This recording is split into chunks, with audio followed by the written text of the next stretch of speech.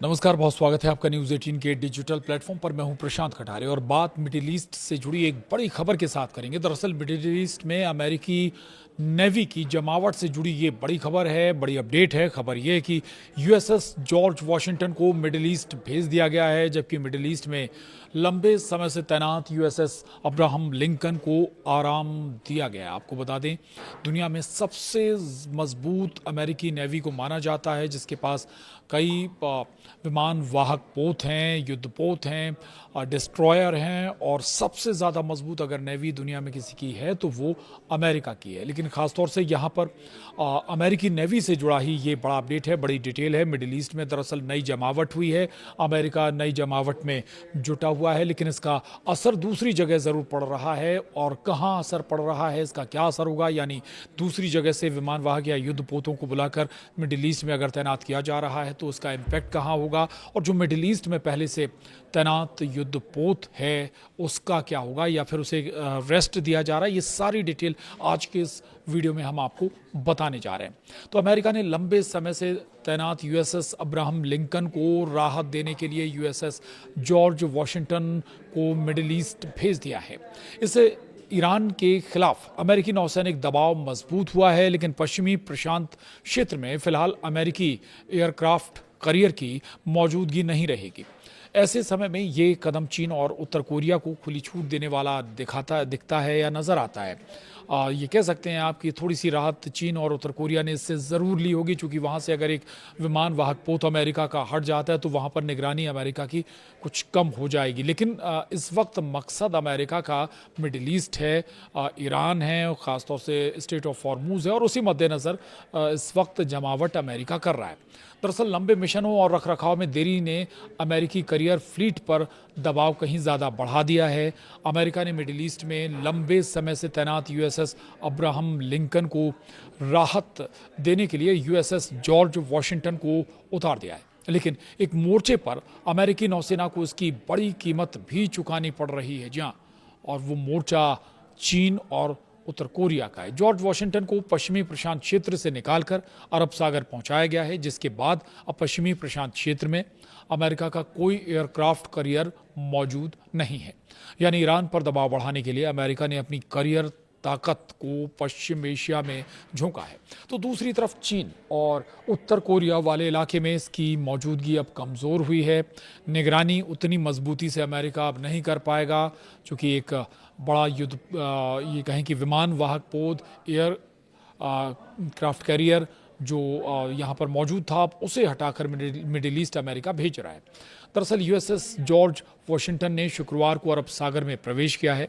अमेरिकी central command के मुताबिक ये जहाज़ एक दिन पहले सेंटकॉम क्षेत्र में पहुंचा था। इसका मुख्य मकसद लंबे समय से ऑपरेशन कर रहे यूएसएस अब्राहम लिंकन को राहत देना है। दरअसल जब लंबा वक्त एयरक्राफ्ट पर या ये कहें कि जो विमान वाहक पोत हैं उस पर मौजूद सैनिक हैं और जो बाकी स्टाफ है, लंबे समय के बाद उन्हें एक स्पेस देना होता है। एयरक्राफ्ट करियर के लिए जिक्र करें तो मेंटेनेंस की भी ज़रूरत होती है। ऐसे बहुत जब लंबा ऑपरेशन हो जाता है उसके बाद ज़रूरत होती है, लेकिन जितना समय के बाद इन्हें राहत दी जानी चाहिए थी उससे ज़्यादा समय इस विमान वाहक पोत का हो गया था, इसलिए इसे राहत देना बेहद ज़रूरी हो गया था। लेकिन मामला सिर्फ एक जहाज़ के आने और दूसरे के लौटने तक आपको फिर बता दें कि यहाँ पर नहीं है। लंबे समय तक चलने वाली तैनाती ने अमेरिकी एयरक्राफ्ट करियर फ्लीट पर ऐसा दबाव डाला है कि इसका असर अब उसकी भविष्य की मौजूदगी पर भी पड़ने की आशंका जताई जा रही है। यानी आप समझिए कि अगर कुछ मेंटेनेंस की दरकार है तो उसमें समय ज़्यादा लग सकता है। ऐसे हालातों में जब लंबे वक्त बाद अगर जो एयरक्राफ्ट कैरियर है वो लौट रहा है, उसका स्टाफ लौट रहा है, ये थोड़ा सा चिंता ज़रूर अमेरिका की बढ़ा सकता है। बता दें, यूएसएस अब्राहम लिंकन की जो लंबी तैनाती ने पूरा हिसाब बिगाड़ दिया है। यूएसएस अब्राहम लिंकन को सामान्य अवधि से कहीं ज़्यादा समय तक समुद्र में रहना पड़ा।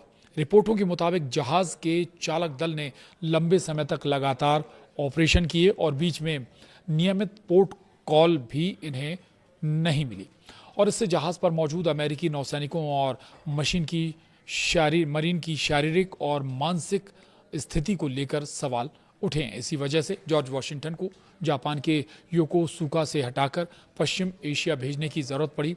अब लिंकन सेंटकॉम क्षेत्र से निकलकर घर लौट रहा है, लेकिन उसकी अगली तैनाती कब होगी ये अभी साफ नहीं है। यानी इसको दोबारा फिर से किसी ऑपरेशन पर निकलने के लिए कितना समय चाहिए होगा, मेंटेनेंस में कितना समय लगेगा, और जो वहाँ उस युद्धपोत पर या विमान वाहक पोत पर जो सैनिक और बाकी स्टाफ मौजूद था, उन्हें दोबारा रीएनर्जाइज या दोबारा सामान्य होने में कितना समय लगेगा, यह वाकई सवालों के दायरे में है। बहरहाल ऐसे में मिडिल ईस्ट में अब 2 अमेरिकी करियरों की मौजूदगी हालांकि हो जाएगी। जॉर्ज वॉशिंगटन के आने के बाद मिडिल ईस्ट में फिलहाल 2 अमेरिकी एयरक्राफ्ट करियर मौजूद हैं। USS George H.W. बुश पहले ही 23 अप्रैल को इस क्षेत्र में पहुंच चुका था। वहीं ईरान के साथ सीधे सैन्य हमले भले फिलहाल रुके हुए हैं, लेकिन तनाव अभी भी खत्म नहीं हुआ है। अमेरिका और ईरान दोनों ही हॉर्मूज जल डमरू मध्य को लेकर अपने अपने दावे कर रहे हैं और बातचीत भी ठप हो चुकी है। और जो सबसे बड़ा मसला, आपको फिर बता दें कि हॉर्मूज जल डमरू मध्य स्ट्रेट ऑफ हॉर्मूज पर ही अटका हुआ है, क्योंकि यहाँ पर किसी भी सूरत में ईरान पीछे हटने को तैयार है नहीं, जबकि अमेरिका लगातार दावा कर रहा है कि अब हॉर्मूज स्ट्रेट ऑफ हॉर्मूज का उसका नियंत्रण है और उसी के हिसाब से यहाँ से जो जहाज़ हैं, जो ईंधन लाने ले जाने वाले जहाज़ हैं, वो गुजरेंगे। जबकि ईरान कह रहा है कि उसकी मर्जी के बगैर कोई भी जहाज़ यहाँ से गुजर नहीं सकता। और टकराव का ये सबसे बड़ा कारण बना हुआ है, और इसकी वजह भी ये है, ईरान इसलिए भी यहाँ से पीछे नहीं हटना चाहता है, क्योंकि अगर पीछे ईरान यहाँ से हटता है या ईरान यहाँ पर कमज़ोर पड़ता है स्ट्रेट ऑफ हॉर्मूज पर, तो फिर जो बातचीत की टेबल पर ईरान कमज़ोर हो जाएगा। बार्गेनिंग की जो पावर है ईरान के पास, वो कुछ हद तक कमज़ोर हो जाएगी, और अमेरिका यहीं पर आकर कुछ कमज़ोर भी पड़ रहा है। इसलिए स्ट्रेट ऑफ हॉर्मूज पर किसी भी सूरत में ईरान पीछे हटने को तैयार है नहीं। बहरहाल ईरानी बंदरगाहों की नाकेबंदी और तेल की आवाजाही को लेकर अमेरिकी गतिविधियों के बीच एयरक्राफ्ट करियर और उनके साथ चलने वाले युद्धपोतों की ज़रूरत बनी हुई है। यही जहाज़ हवाई हमलों, मिसाइल सुरक्षा और संभावित सैन्य अभियानों के लिए अहम ताकत भी देते हैं अमेरिका को। अब सवाल है कि फिर चीन के सामने क्या अमेरिका कमज़ोर हो जाएगा? ऐसे में ये भी हम समझ लेते हैं। दरअसल ईरान से लड़ने के लिए भले ही अमेरिका ने अपने दैत्याकार जहाज़ को भेज दिया है, लेकिन यहीं से अमेरिकी रणनीति की सबसे बड़ी परेशानी सामने आती है। जॉर्ज वॉशिंगटन जापान के योकोसुका में तैनात था। उसके मिडिल ईस्ट जाने के बाद पश्चिमी प्रशांत क्षेत्र में फिलहाल कोई अमेरिकी एयरक्राफ्ट करियर मौजूद अब नहीं है। ये अमेरिका के लिए संवेदनशील स्थिति बन जाएगी ऐसे में, क्योंकि इसी क्षेत्र में चीन की सैन्य ताकत लगातार बढ़ रही है। उत्तर कोरिया के मिसाइल लॉन्च भी अमेरिकी सुरक्षा रणनीति के लिए बड़ी चुनौती बने हुए हैं। यानी आप ये मानिए कि यहाँ पर चीन और उत्तर कोरिया की एक्टिविटीज़ और बढ़ जाएंगी, जिन पर लगातार अमेरिका निगरानी रख रहा था। और इस बेहद बड़े विमान वाहक पोत के जरिए एक मनोवैज्ञानिक दबाव भी चीन और उत्तर कोरिया पर अमेरिका लगातार बनाए रहता था। और चूंकि एक विमान वाहक पोत पर तमाम सैनिक और फाइटर जेट्स तैनात रहते हैं, इसलिए एक प्रेशर भी होता है। लेकिन अब अगर चूंकि ये विमान वाहक पोत या एयरक्राफ्ट करियर यहाँ से हटा दिया है अमेरिका ने, तो फिर कुछ हद तक चीन और उत्तर कोरिया के हाथ भी यहाँ पर खुल जाएंगे। बहरहाल इसके अलावा प्रशांत क्षेत्र में रूस की सैन्य गतिविधियां भी अब चिंता का विषय हैं। यानी जिस इलाके को अमेरिकी राष्ट्रीय सुरक्षा तंत्र के कारण सबसे अहम मानता है, वहां से उसका सबसे बड़ा समुद्री ताकतवर प्लेटफॉर्म फिलहाल हट गया है। यानी मल्टीपल चिंताएं यहाँ पर अमेरिका की इस स्थिति में बढ़ने वाली हैं। भले ही उसने मिडिल ईस्ट में एक ही जगह 2 करियर क्राफ्ट तैनात कर दिए हैं, लेकिन प्रशांत क्षेत्र से ये बड़ा विशाल एयरक्राफ्ट करियर हटाना घाटे का सौदा भी अमेरिका के लिए हो सकता है। हालांकि बावजूद इस बदलाव के अमेरिका चिंतित नज़र नहीं आ रहा है। इसकी क्या वजह है, ये भी आपको समझाने की कोशिश करते हैं। दरअसल पश्चिमी प्रशांत क्षेत्र में करियर की कमी अमेरिका के लिए पूरी तरह नई बात नहीं है। 2024 में भी कई दशकों बाद पहली बार ऐसा दौर आया था जब एशिया में अमेरिकी एयरक्राफ्ट करियर मौजूद नहीं था। अब एक बार फिर मिडिल ईस्ट की ज़रूरत ने इसी तरह का खालीपन पैदा कर दिया है।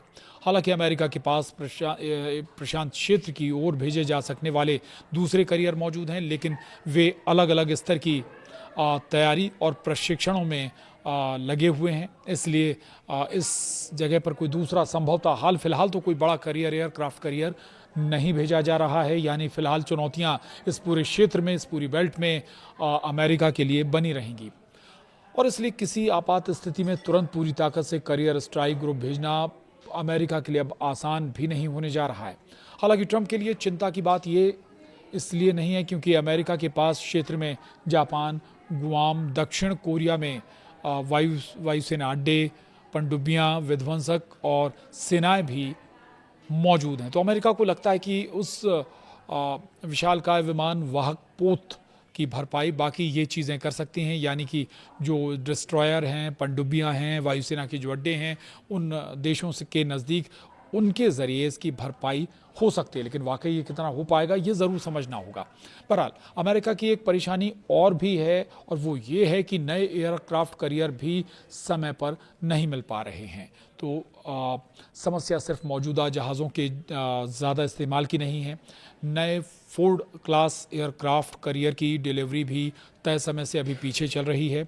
भविष्य के यूएसएस जॉन एफ कैनेडी की डिलीवरी अब मार्च 2027 के लिए तय है। यानी जो USS John F Kennedy aircraft carrier है वो 2027 तक डिलीवर हो पाएगा अमेरिका के लिए। ऐसे में कोई नया एयरक्राफ्ट तैनात करना बहुत जल्द तो नहीं ही हो पाएगा इस क्षेत्र में, और यही बार बार चिंता का सबब भी अमेरिका के लिए बन रहा है।